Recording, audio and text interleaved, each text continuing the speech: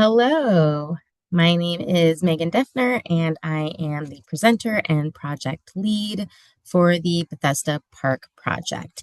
This is the pre-application recording to share more details and specific information about the Bethesda Park project ahead of the deadline. If there are any other questions that you have after watching this recording, my email is listed there on the screen, and please do not hesitate to reach out. All right, so let's jump into it. So I will be reviewing a brief history of the program and public art process. I'll then spend some time reviewing the open call and project information for Bethesda Park. Then I will share with you the call for entry website URL. And then lastly, I will share a few do's and don'ts of when applying. We will not be doing typical Q&A as part of this recording, but if you do have any specific questions about the project following watching the recording, don't hesitate to reach out. All right, so a little bit about the program. The public art program was established by Mayor Federico Pena through an executive order in 1988, and it was later enacted into law by City Council in 1991.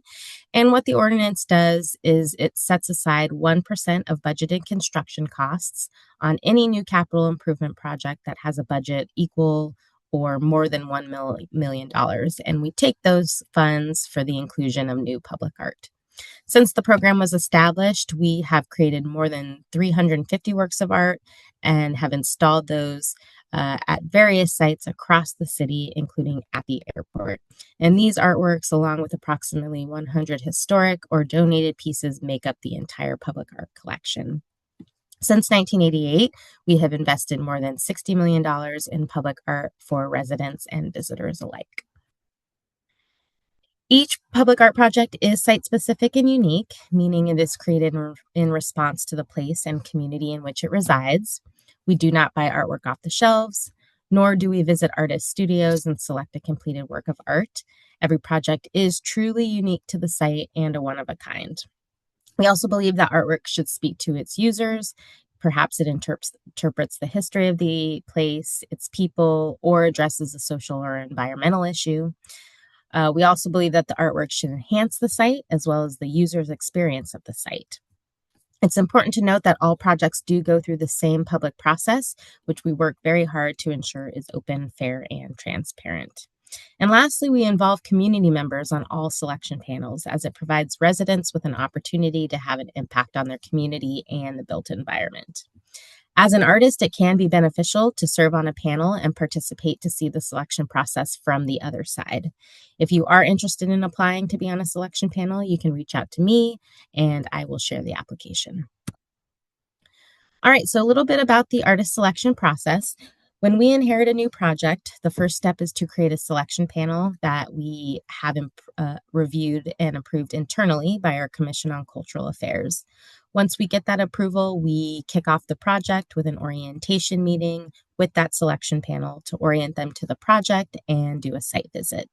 At this meeting, we start to discuss things like project themes and goals, and the panel starts to make decisions about where the artwork could go, what it could be made out of, and who is eligible to apply.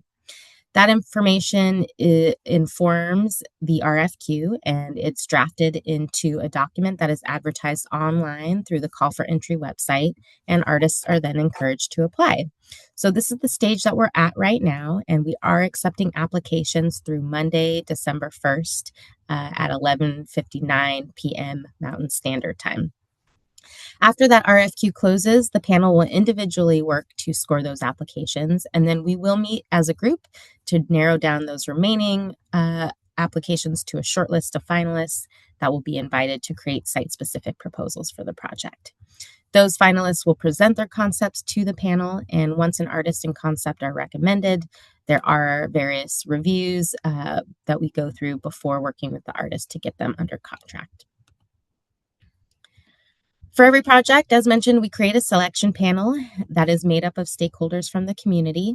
Panels have a minimum of 9 participants, but we can add more just depending on the complexity of the project. We do always make sure to include anywhere from 3 to 4 community representatives who are people who live or work near the project site. We also include an artist and an arts professional. These representatives do not need to live near the project site, but it is beneficial when they do.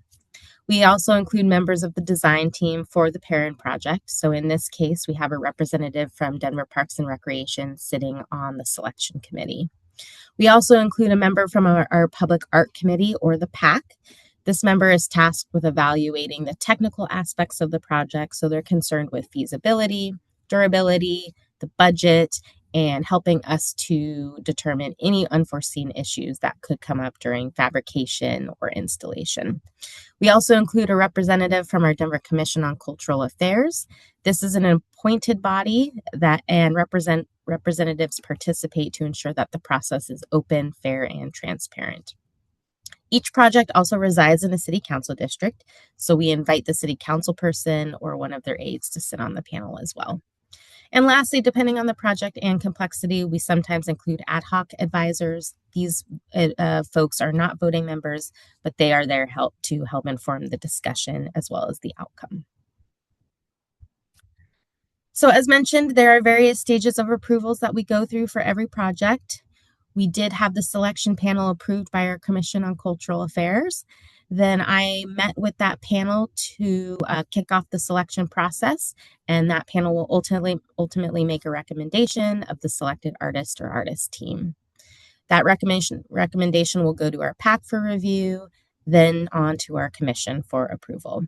Once approved by the commission, we send a formal letter to the executive director of Denver Arts and Venues for signature, at which point we can work with the artist to get them under contract to design, fabricate, and install the artwork. So let's review what's not considered public art. Generally, I like to review this list first as it's much shorter. We think of this as anything that one can buy off the shelves. That includes things like signage, like wayfinding signage or advertising signage. Also included are mass-produced objects like bike racks and benches, as well as reproductions of originals. Landscaping is also not allowed, except when the elements are designed by an artist and are a major part of the artwork. There is a caveat to this list, as is evidenced by the image on the right. We did commission a series of bronze sculptures along 14th Street in downtown Denver, and one of them was cited on the wayfinding sign that you see on the right image of this photo. While the large wayfinding sign is not art, the bronze sculpture attached to the sign is considered art. So if the elements are an original work of art designed by an artist, it would qualify. On the flip side, there's a long list of what we consider to be public art, and the easy answer is just about anything. This includes sculpture and painting in all media, graphic arts, mosaics, photography, crafts, light and sound art, and even earthworks. There are a variety of forms that art can take, but do please pay attention to the RFQ when you're applying for any of our projects, as the acceptable media is included in the call. Right, so in order to apply for this and most every commission that we advertise, there are 3 basic requirements. The first is to submit 6 to 8 images of past work. The second is to include a resume. And the third is a statement of interest that speaks to the elements of the RFQ. As a friendly reminder, RFQs solicit the qualifications of the artist. This is not a request for specific proposals. So concerning the images, any applicant must electronically submit a minimum of 6 and a maximum of 8 digital images of previously completed artwork. There is an opportunity to upload 1 video file. If you do choose to include a video, please follow the instructions in the RFQ and add that file last after you've uploaded your images. Additionally, we're asking you to consider the quality of the images that you submit. Things like smaller file size, pixelation, poor lighting, and wide shot images are very difficult for panelists to see. It is important at this stage to give panelists a good sense of your style and aesthetic, as well as a range of projects that you've completed, so image choice is crucial. And just to note, work samples do not need to be of previous public art commissions. So here are 2 examples of images. The image on the left, while engaging, as it does capture someone interacting with the artwork, it is difficult to see the artwork itself, what exactly it is. A close-up that shows more detail is advisable. The image on the right, however, is a better example as it gives you a sense of scale. It fills the entire frame and has very good lighting. So concerning the resume, we are asking artists to submit a 1 to 2 page current resume via Cafe that highlights your professional accomplishments as an artist. And please name your resume file accordingly. We're asking for last name followed by first initial. Resumes that are more than 2 pages will not be downloaded. However, if you are applying as a team or a collective, please submit one resume with no more than 1 page per team member. And lastly, the statement of interest. All our RFQs are similar. However, the selection panel does define specific priorities, goals, and themes for every project. And we ask that interested applicants respond to these priorities in a statement of interest that's no longer than 2,000 characters. Please note that this is a character count, not a word limit. For the Bethesda Park project, we are asking applicants to not only respond to their interest in the project, but to detail their connection to the University Hills or adjacent neighborhoods, their design approach and experience working on public art projects, and information on experience working with diverse communities and stakeholders. If you do have a connection to the neighborhood, this is a perfect opportunity to tell us in your statement. The selection panel does review these statements of interest, and if they do not speak to the elements listed, the prompts in the RFQ, there's a very good chance that the application will not go very far. All right, so let's dive into the project details for the Bethesda Park project. This does have a budget of approximately $90,000 and is inclusive of all costs associated with the design, fabrication, and installation of the project. For those who may be saying to yourself, I've never heard of Bethesda Park, especially if you live in the Denver metro area, it's okay. It doesn't exist yet. This will be a new 2-acre site, new 2-acre park for Denver residents in the southeast area of the city.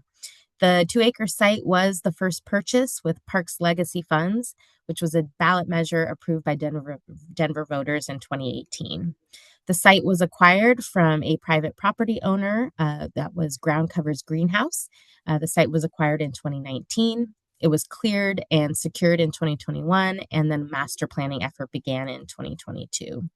Through this acquisition, Parks and Recreation is fulfilling an important goal to provide equitable access to park space within a 10-minute walk or ride for all Denver residents. And this project is in District 4. So a little bit of history about the neighborhood. Long before the area was known as University Hills or even Denver, it was the ancestral homelands of the Cheyenne, Arapaho, and Ute peoples. Today, it's important to note that there are 48 contemporary tribes that have historic ties to the land that we know as Colorado. The area was first settled as farmland by Europeans. The northern portion of the neighborhood that's now known as University Hills was first platted in the 1880s as the railroad expansion brought more people to the area. The core of the neighborhood is primarily residential. Most of the homes were constructed in the post-World War II era as GIs returned home and housing was badly needed. Commercial development, including retail, did follow residential expansion, and most of that development is located on the major arterials bordering the area. Up until the 50s and 60s, the neighborhood wasn't part of Denver, but it was eventually annexed into the city. One of the major developments in the neighborhood was the construction of the Bethesda Sanatorium. That construction took place in 1914. There was a chapel that was constructed in 1926 and a gateway in 1930. And these are listed as Denver landmarks. Bethesda is a Hebrew word meaning house or place of mercy. The sanatorium was designed in the urban Dutch colonial style by a prominent City Beautiful era architect, and it served tuberculosis patients for about 4 decades. Most of these patients were Dutch settlers who had moved to the area. It was converted to a mental hospital in 1949, but has been home to the Denver Academy since 2001. So the new park will include several features and amenities, including passive and active recreation, an interpretive garden featuring pollinator species, seating and shade, bike racks and hammock poles, and most importantly, art. Construction is slated to begin next year and wrap hopefully next year, but could extend into 2027. So here's a current plan view rendering of the park design. As mentioned, it is 2 acres in size. It's bookended by 2 open passive grassy areas and will feature several amenities that I've already mentioned. You can find this concept plan on the cafe website as well as on our website at denverpublicart.org. So the panel has defined specific goals for the project.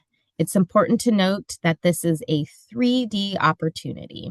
So the panel is interested in a series of pedestrian scaled artworks that creatively tell the story of the site and the surrounding neighborhood through the lens of history, ecology, and culture. So whereas typically panels may be only looking for one installation, the panel for this project is interested in a series of smaller pedestrian scaled artworks. They're also interested in artwork that evokes joy and happiness and creates a sense of belonging, and they are very interested in different sensory experiences. Plans for the park also include creating spaces that emphasize health and wellness, and the panel sees an opportunity for the artwork to reflect these values. Just a friendly reminder that RFQs solicit the qualifications of the artist, and this is not a request for site-specific proposals. If you do have an idea, it will not preclude you from applying or disqualify you from applying, but at this stage, it's more important to focus on creating a strong application that resonates with the panel and gets you to the next stage of consideration. All right, so those are all the project specifics for Bethesda Park. I have listed our websites there on the screen where you can find the RFQ in its entirety at denverpublicart.org and apply for the project through callforentry.org. As a reminder, the deadline to apply is December 1st by midnight Mountain Standard Time. If you do still have questions, don't hesitate to reach out, and please do so ahead of the deadline so that we can troubleshoot any issues together. My email and phone number are listed there on the screen. Just a quick reminder, you will be applying through the Call for Entry website. This is a third-party vendor. This website is not managed by the Denver Public Art Program. The website URL is listed there on the screen. If you haven't used Cafe before, it's free to register and easy to navigate, and there are several helpful resources on the Cafe website. But if you do, again, run into any issues when applying or you have any questions, please contact me. A few things to keep in mind if you choose to apply. Read the application carefully and follow the instructions. Incomplete applications will not be reviewed. Artists have been disqualified for not providing all information requested or for applying for calls where they did not meet the requirements. So if you do have questions, reach out to me and we can troubleshoot together. Make sure to include photos of previous work and ensure that those photos are clear and have a high resolution. Include a strong statement of interest that speaks to the prompts in the RFQ. Again, read the application carefully and tailor your statement of interest accordingly. I also do want to reiterate the importance of not getting hung up on creating a concept at this stage. If you choose to apply, we are not looking for proposals. This is your opportunity to create a strong application that demonstrates you've read the RFQ and are responding to it. We're only asking for images of your past work, a resume, and a statement of interest. If you do have an idea, again, it does not preclude you from applying or disqualify your application. But again, at this stage, it's more important to focus on creating that strong application that resonates with the panel and gets you to the next stage of consideration. Lastly, apply early. It's Murphy's Law that if you wait until the 11th hour, something is bound to go wrong. If you do email me on the project deadline date after 5 p.m. when I'm out of the office, unfortunately, I will be unable to assist. So give yourself plenty of time. So if you do run into any issues, you can reach out to me before the December 1st deadline and we can troubleshoot together. And just a note that late entries will not be accepted. Right, again, here are the websites for finding our calls. Full RFQ can be found on the Public Art website, but again, you will apply through Call for Entry. Any questions can be directed to my email or phone number listed on the screen. Thank you for your time today. And if you choose to apply, remember the deadline is to December 1st. And I wish you good luck. Thanks. Hello. My name is Megan Defner, and I am the presenter and project lead for the Bethesda Park project. This is the pre-application recording to share more details and specific information about the Bethesda Park project ahead of the deadline. If there are any other questions that you have after watching this recording,